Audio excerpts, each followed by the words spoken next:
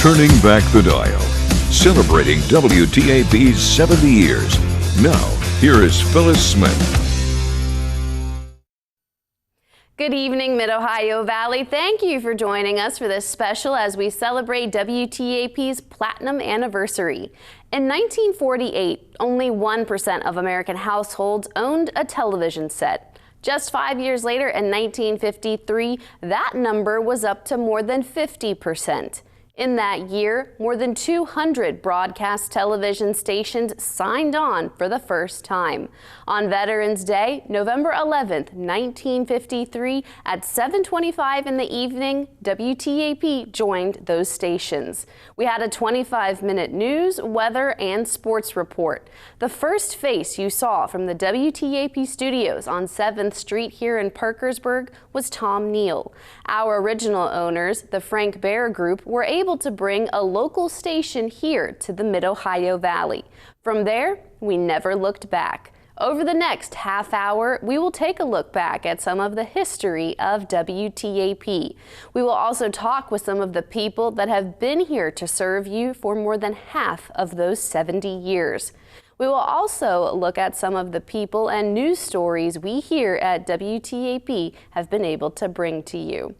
Our first stop tonight, the history of WTAP.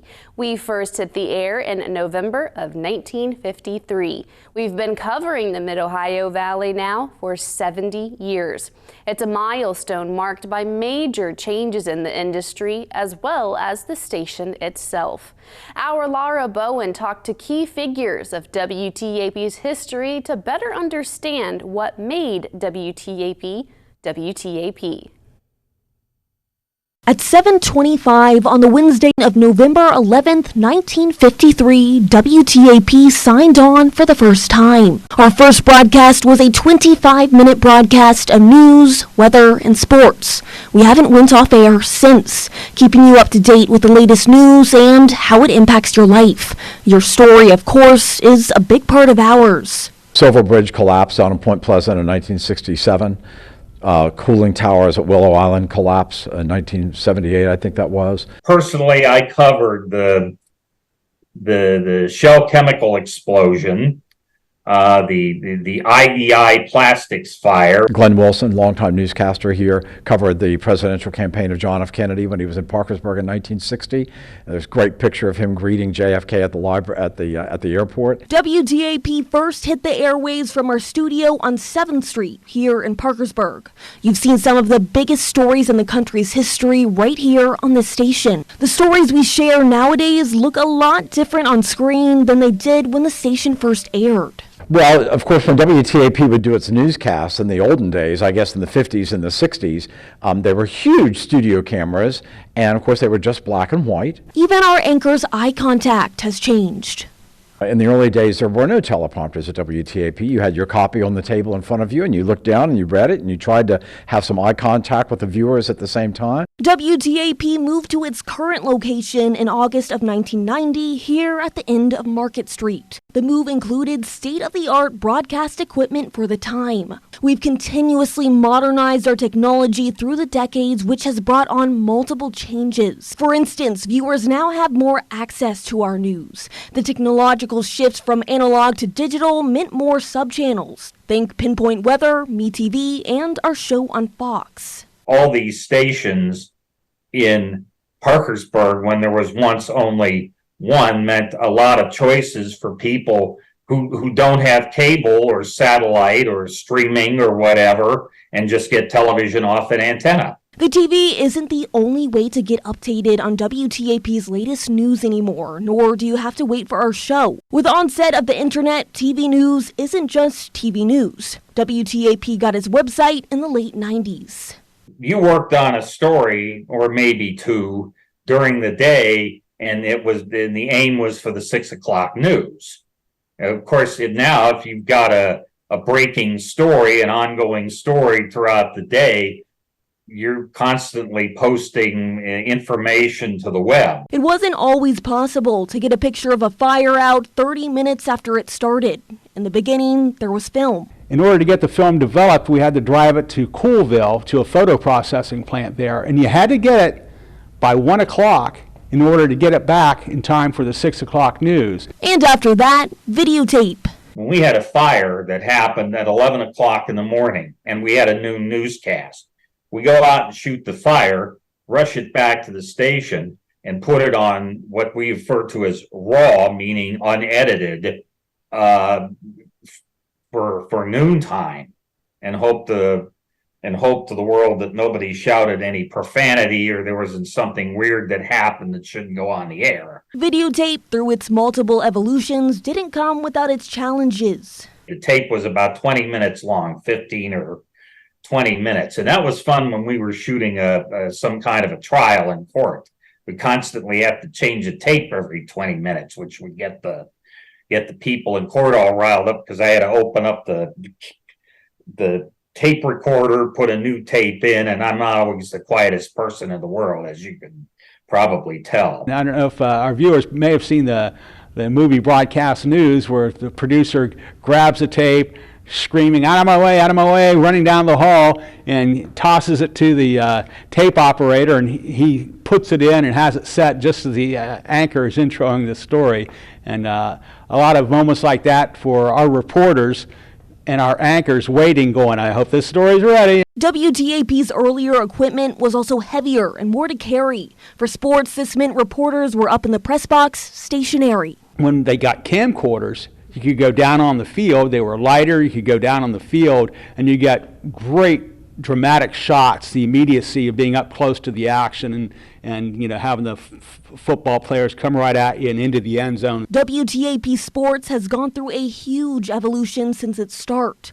Football Frenzy wasn't a show until the fall of 2000. Mid-Ohio Valley is a big football area, and I thought it would be great to give the fans of all the teams could be able to watch their team's highlights on a Friday night. And day-up post-game highlights are a luxury of the modern day. You had a restaurant menu board, black, and you'd get these white letters and numbers, and you would stick the name in, like PHS, Marietta, and then you put the score over there, and you'd have a camera guy shooting that, and the director would superimpose the score over the slide of a football. From sports to breaking news coverage, telling the story of the Mid-Ohio Valley has been a privilege for the many people that have walked through this station's doors.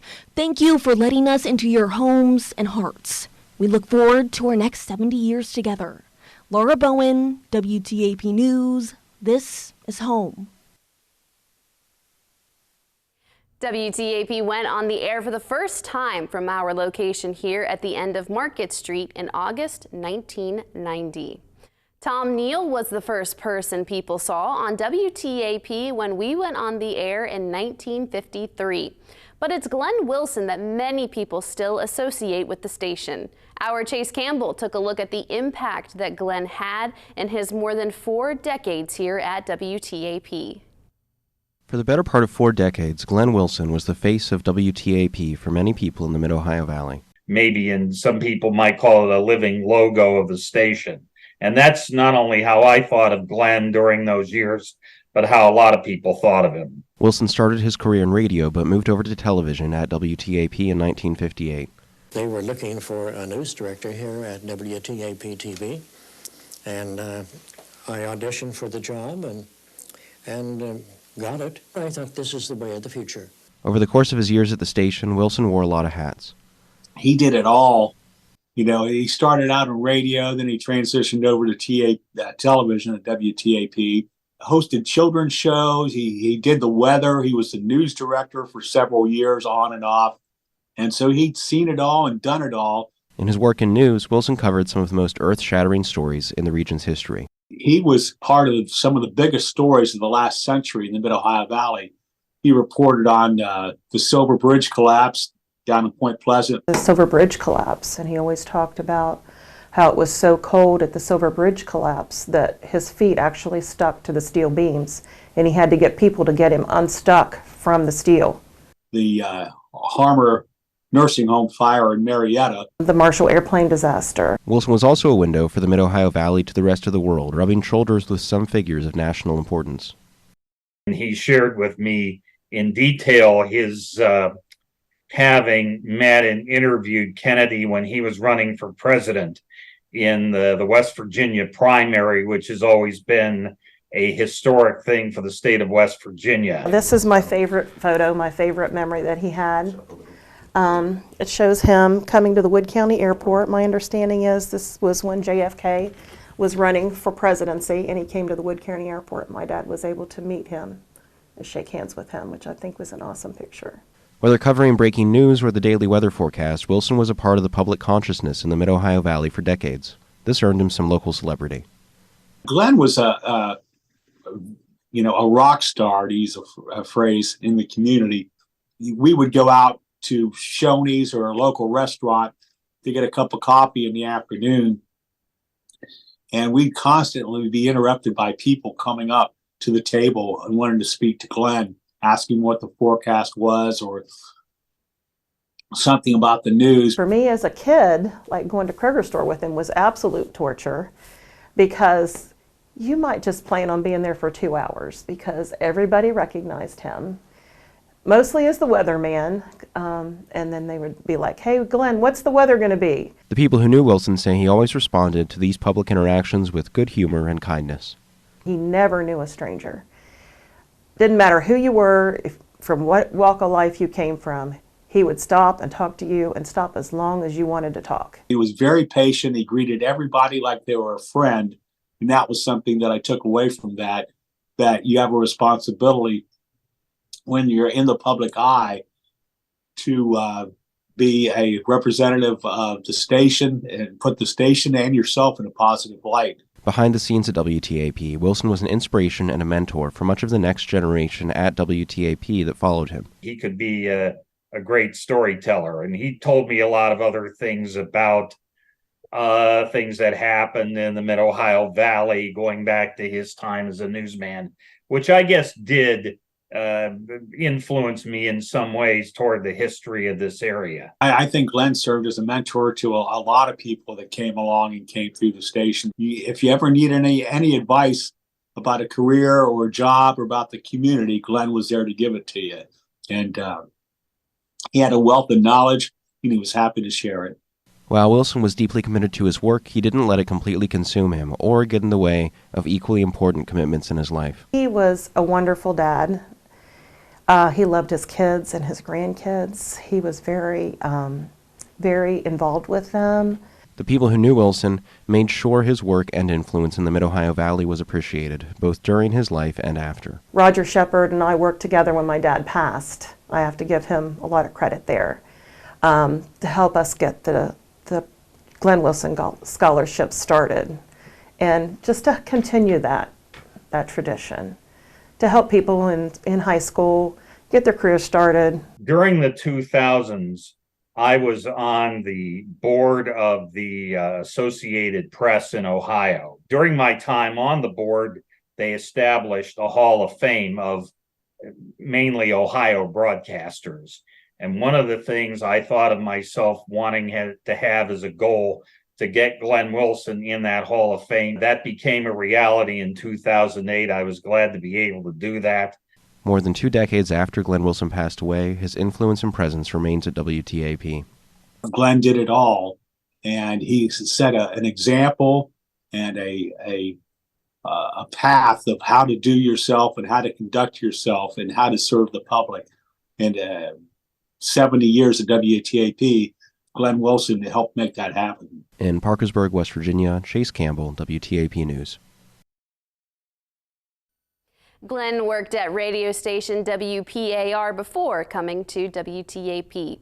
There have been many changes during WTAP's 70 years in the Mid-Ohio Valley. Some things, however, have managed to stay the same.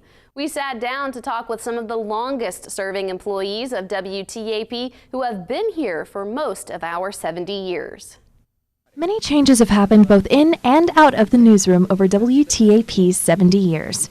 However, there are some constants in those changes. In order of least to the greatest number of years, Todd Boucher, Kevin Buskirk, Jeff Nutter, and Jim Wharton are some of the longest-serving employees that have been here for most of our 70 years. Beginning in the newsroom, Todd Boucher came to WTAP in September of 1980 and worked for a total of 41 years, both on air and in the newsroom. It was a constant learning process because technology in TV hadn't changed a whole lot by the time I got here. It had been mainly maybe black and white to color television. It's gone through all kinds of changes, as I said, since then. So it was a big learning process for me, not only applying what I learned, say, in college, but just having to learn new things. Kevin Buskirk first came to WTAP in August of 1982 and is currently in his 41st year working at the station.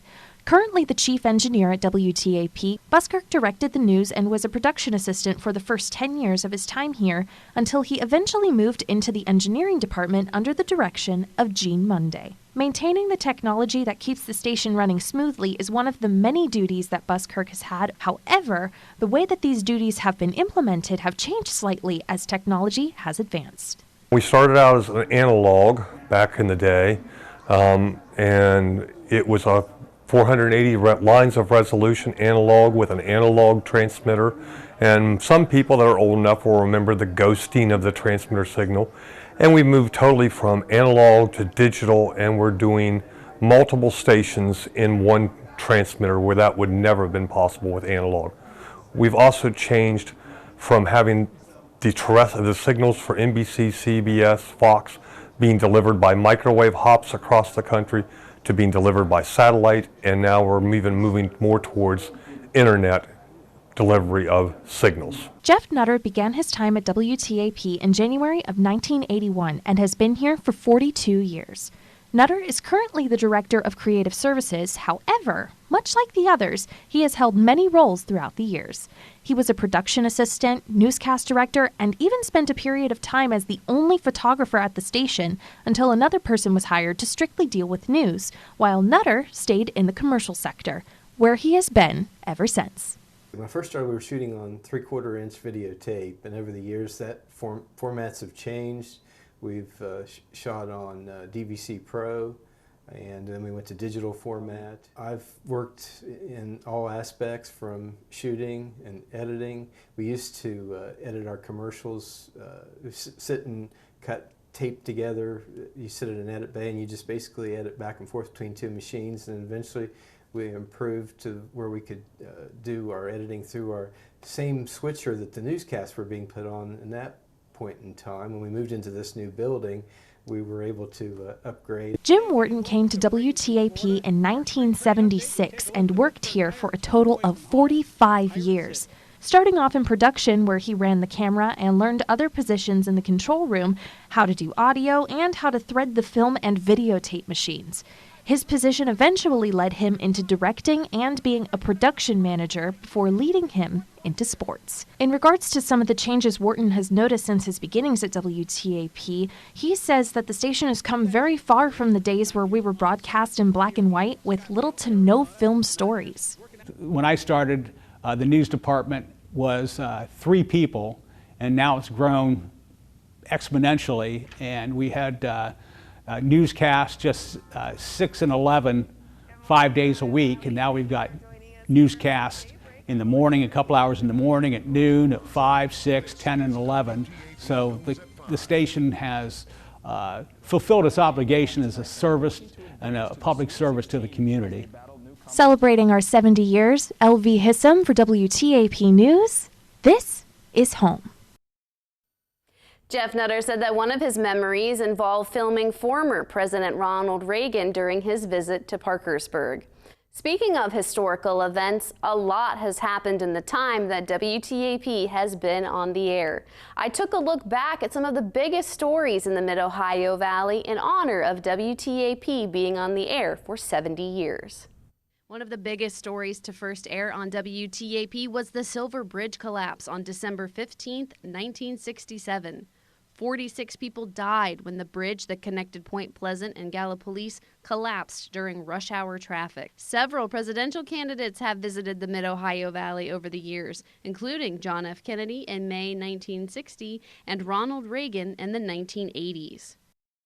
And I want you to know that George Bush and I not only believe West Virginia is worth visiting and worth listening to, we believe West Virginia is worth fighting for.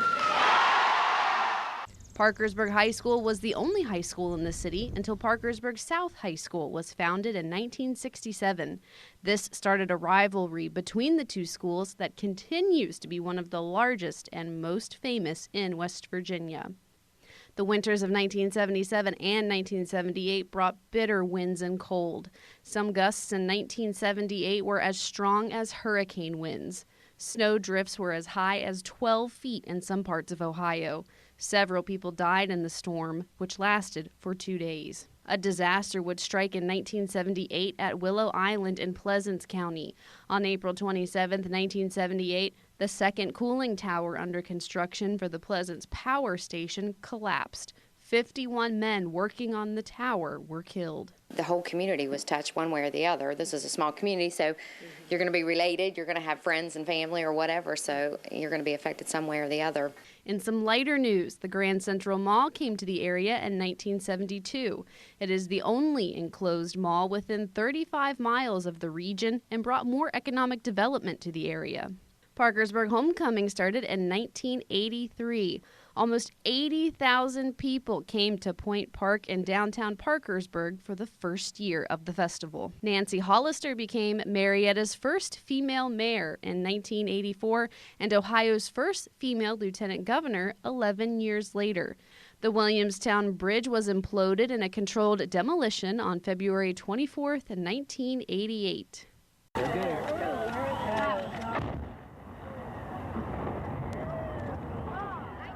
A new bridge opened in its place in 1992. The Dills Center in downtown Parkersburg closed in 1988. It's a very sad thing. Parkersburg, it's a great loss to Parkersburg. The building was bought in 2019, but ultimately closed again 3 years later in August 2022. The Shell chemical explosion happened in Belpre on May 27, 1994. Fire department crews are still spraying water on the site where the accident took place at about 6:30 this morning. Now, one thing we want to tell you is that's just as a precautionary measure. It's to try to avoid any kind of hot spots. It happened on a Friday with the Memorial Day weekend ahead. 3 workers were killed. John Benet Ramsey's mother, Patsy Paul Ramsey, was thrown into the national spotlight after her daughter was murdered in 1996. Patsy was from Parkersburg and, like her daughter, was a beauty queen. In the summer of 1999, Rob Bilott filed the first ever lawsuit for damages resulting from the class of chemicals DuPont's plant in Parkersburg was producing to make Teflon. Pressure from the Environmental Protection Agency forced DuPont and other companies to phase out PFOA, and they agreed not to use it after 2015. The Mid-Ohio Valley lost one of its own during the terrorist attacks of September 11, 2001. Mary Lou Haig, a Parkersburg High School graduate, lost her life in the Twin Towers. Her mother spoke at a remembrance ceremony at Parkersburg High School on the 10th anniversary of the attack. September 11th was a day of life-altering loss that changed our society forever. We need to be thankful for our freedom, because we know it is not free. Let's make each day special and not take for granted that we live in the greatest country in the world. Wirt County native Jessica Lynch was rescued as a prisoner of war during the Iraq War on April 1st, 2003. You're doing wonderful, okay? Welcome back. Just like I told you, okay? We're on a plane now, and we're going to go to Kuwait, okay? Hurricane Ivan in September 2004 created widespread damage in Marietta. The rain brought some areas in the region up to 5 inches of rain in 48 hours. The Blennerhassett Island Bridge opened to traffic on June 13, 2008. The bridge goes over the Ohio River and was the last Corridor D project. A derecho hit the Mid-Ohio Valley on June 29, 2012. The storm arrived suddenly and with little warning. Traffic lights down, trees down. What a sight. Yeah, it actually looked like something you'd see out of a movie. It didn't even look like this city at all. Some people lost power for up to 2 weeks. St. Joseph's Hospital on Murdoch Avenue in Parkersburg closed in November 2014 after being in the area for over 100 years. The IEI Plastics Recycling Warehouse, which used to be the site of the old Ames plant, caught on fire in the early morning hours of October 21, 2017. Over 30 different fire departments worked for over a week to put the fire out. Gretchen Fleming, a young woman from Vienna, was last seen on Saturday, December 3, 2022, at the former My Way Lounge in downtown Parkersburg. A new owner took over the Pleasants Power Station in August 2023. Pleasants County Commission President Jay Powell said it was a great thing for the county and the state. Obviously, the jobs are going to continue and maybe even increase by 10 to 15%. Also, the coal industry, we continue to get to utilize it, and it'll certainly thrive with their new technology. And the fact that it's going to be green and carbon emission free is a win-win. You can watch an extended version of this story on WTAP.com. As we look back at WTAP's 70-year history, some viewers may remember the Big Red Jubilee. It was an hour-long program back in the 1960s. It featured different musical acts. I talked to some of the people involved with the show for this story. If you talk to somebody that's up in years, you know, most still do remember the Big Red Jubilee. That was Chuck Lips. His uncle, Carl Lips, was the general manager of Big Red Markets. Carl loved country music and had the idea of Big Red Markets sponsoring the Big Red Jubilee. You know, he was a very smart businessman, and you know, knew how to put things together and organize things, and you know, and plan for the program. And I'm sure that he probably put a lot of thought into that before it started. But like I said, it took off once they got it on the air. Chuck was just a young boy at the time. The program started in 1963 and was in black and white. I can remember, you know, my mom tell me, "Hey, your Uncle Carl is going to be on TV. He's got his own TV show now." And I remember we lived in Belpre and had to go out and turn that antenna, you know, to get the WTAP signal. But I know you could go in, you know, it was very limited. But you know, I remember some of my family going to the studio, the old studio, and watching the show live. And my uncle would always, at one point in the show, he would say, "Hey, I've got some of my family in the audience," and he put the camera on everybody. Different country music singers and bands played on the show from 7 to 8 p.m. on Thursday nights.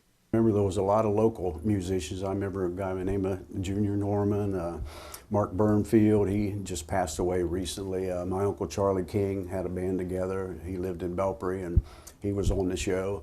But probably the most prevalent person that was ever on there was Connie Smith. Larry Roberts worked in WTAP radio and was recruited to be the announcer and did the commercials. I'll give you a little idea of what we did. She would do 2 or 3 songs, and we'll be back right after this. And then I would come up and say, "Hey, we'll be back to Connie in just a minute, but right now we want to tell you about some of the things at Big Red Market. Country Time Lemonade on sale, blah, blah, blah." Okay, that's it. Back to Connie, and then there you go. Connie Smith was the headliner of the show. She was in her early 20s at the time. The Big Red Jubilee helped launch her country music career. She was talented. I mean, you know, to find raw talent like that and to be able to do it live on TV and the following that she had, you know, country fans were, I don't know about today, but back then they were literally one of those loyal fans for artists. You know, they wouldn't listen to you. And I see people today writing on Facebook about that Big Red Jubilee show. She later made her way to Nashville and became a country music star with a #1 song. She performs at the Grand Ole Opry. Well, she said in an interview somewhere before it ever happened, she says, I'm going to sing at the Grand Ole Opry. She predicted that, so, and that was the one thing that she wanted to do.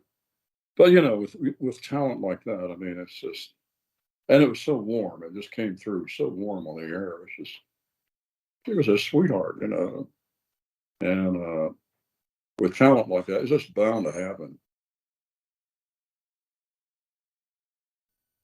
I talked to Connie Smith on the phone. She said she enjoyed the show and that she had a great time with everyone involved. Thank you for joining us for this look back at 70 years of WTAP covering the Mid-Ohio Valley. Thank you for allowing us to make this your home for news and watching us every day. Here's to another 70 years, Mid-Ohio Valley.